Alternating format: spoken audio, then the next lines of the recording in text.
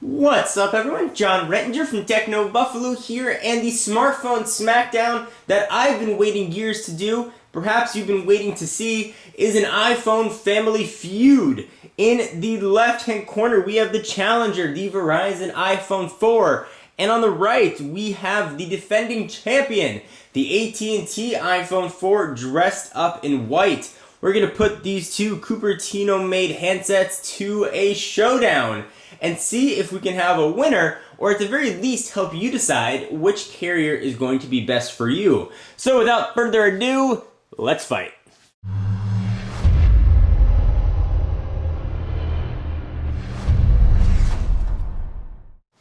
Alright, so let's start off with how the phones look, because they look very similar, although there are a few subtle differences. From the front, you've got that same slab interface, you've got the home buttons, front-facing camera. On the left, there are some antenna designs that have been changed, and whether or not that's been to accommodate the CDMA radio that's found in the Verizon version or meant to address the antenna issues, we'll see in an upcoming video. So the one on the left here is AT&T. You got the same break on the bottom left, and this is the one that was causing all those antenna problems.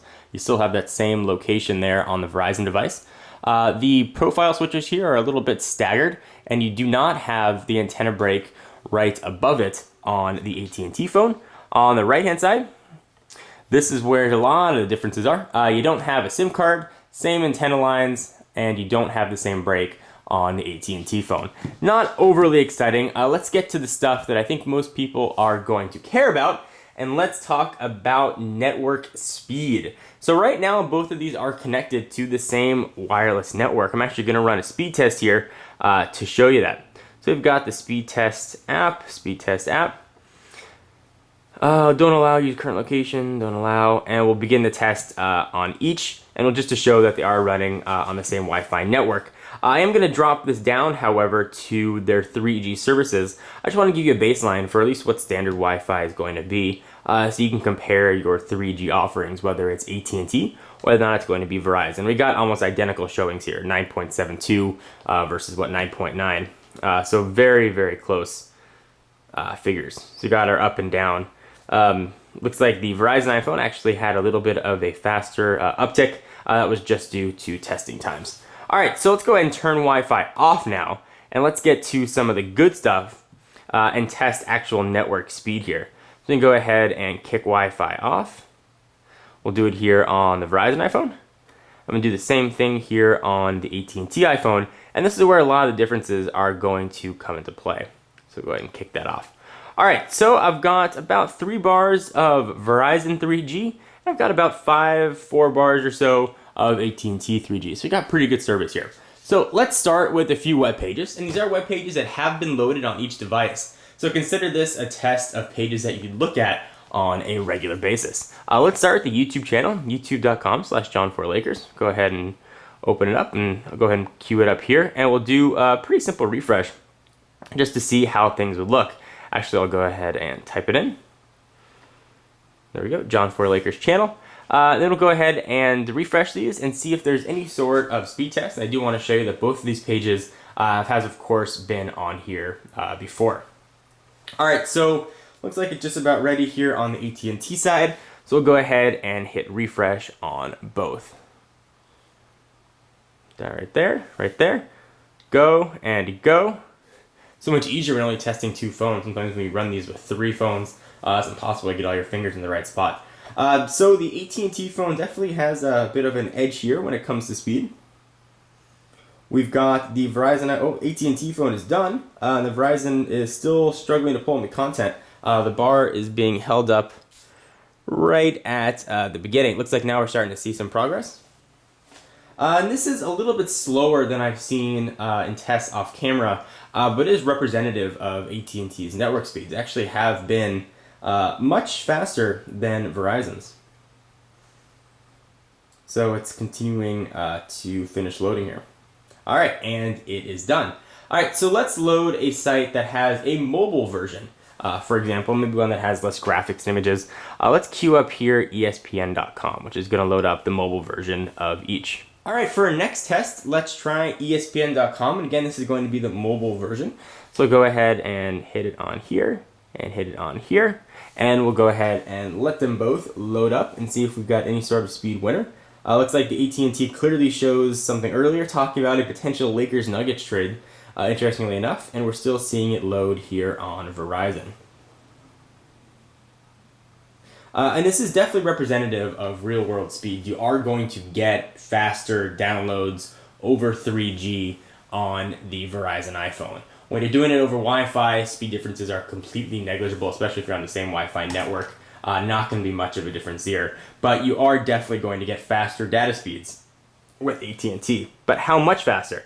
Let's go ahead and go back to that same speed test app, and let's see what the difference is. Now again, I'm just in Southern California. You may have different results depending on where you are, but I'm pretty well blanketed in coverage for each. So I'll go ahead and open up both these speed test apps again. Button close the server. There we go. And let's go ahead and begin the test. And this isn't a speed test of the speed test. Just want to show you how quick Verizon's network is here and how quick AT&T's network is going to be. So we are loading. Keep in mind, 1 megabit per second to 2, is probably going to be a little bit on the faster side, but about what you can, what you can expect for average speeds. AT&T claims their 4G HSPA Plus network can pull in just about 6 megabits. If you want a bit of a comparison, whereas Verizon's LTE can pull down, upwards of 22. I've actually seen in real-world tests. So we've got a giant difference here when it comes to speed. A tremendous difference, actually, when it comes to speed download and upload. 3.7 megabits per second down on AT&T, 0.14 megabits per second down on Verizon, 1.11 up, and 0.02. Now, you don't have to know what those megabits mean, other than knowing the higher the number, the faster the download, and the faster the upload is going to be on the upload one. And there's a big difference here between 0.14 and 3.17. Something that I thought you guys might want to see. All right, so let's go ahead and close this. Let's also go ahead and try opening some applications that are similar. I've downloaded Mega Jump here. It's a free game in the App Store. I've never opened it on either device. Let's see if there's any sort of discernible speed difference here. Well, now I can say I've opened it on both devices. Didn't quite work on time. Let's try that again. There we go. So get set. That was clearly not an accurate test. Moral being, they do open up pretty close to the same time. I don't want to enable open feign. And things look just about identical on each performance-wise. Gaming is going to be exactly the same. There really is no speed difference here at all. Where you will notice a difference, though, is if you're using an application that's data-heavy. It's where that data is going to come into play.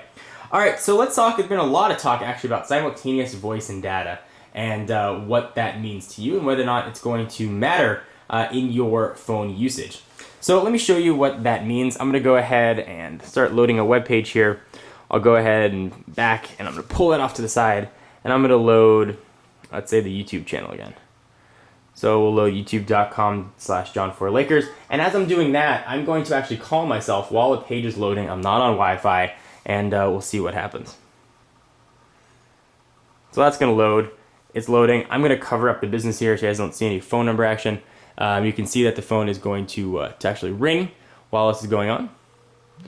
So there you go. Phone is ringing. Go ahead and end that there. So there is sort of your calling while you are browsing. Let's try the same thing, but we'll reverse that now. We'll bring in the iPhone 4 for Verizon, and I'll load up the same YouTube page. And we'll see what happens here as well. So I'm going to go ahead and make the same phone call. Let's go ahead and hit load. I'm going to cover up this business as well. Try and dial the phone. And you can see the page is loading. And it's still going to ring. There's been a lot of questions of whether or not the phone's even going to ring or not. It was a concern that I had, something that certainly you don't need to worry about. However, if you are on a phone call, for example, and you are trying to do some internet browsing, you're not going to be able to do so on the Verizon iPhone 4. Something to keep in mind, but the phone will certainly ring if you are using the web or some sort of other application. It was a concern that I had, having not been a Verizon iPhone user before, since it's a new device. I thought you guys might have had that concern as well. Call quality wise, as far as the call fidelity, I will say that both AT&T and Verizon do sound equally good to my ear here in Southern California.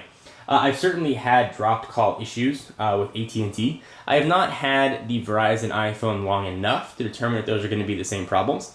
I can tell you that I've driven through areas where I traditionally get dropped calls with AT&T, and I've not had those problems with the Verizon phone, but there may be very fresh, new, dead drop zone areas with Verizon that I'm not getting with AT&T. So it's too early to really make a call on that. The Verizon iPhone is not really mass available yet either, so I'm curious to how this is going to change once there's sort of a bigger network adoption and more pressure on the network itself. So anyway, guys, this has been a head-to-head comparison of the Verizon iPhone versus the AT&T iPhone. Which camp are you in? Which is carrier of your choice?